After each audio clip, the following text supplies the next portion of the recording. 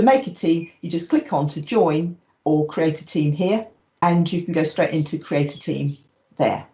If I wanted to create a team, I just do this and build a team from scratch in this example. I'm going to make mine a private team, and that means that only people that I invite can join it.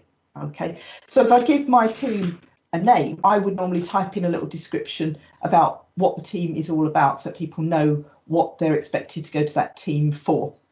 And I'll create that.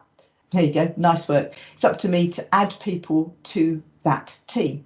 And I'm going to add Miriam Graham, and it's as simple as that. If you know people's names, you pop them in.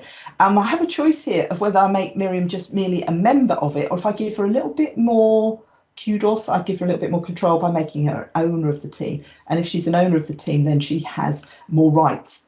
And I might have other people that I want to join into my team, but they might just be members. But good practice says you should really have 2 owners to a team, like an heir and spare.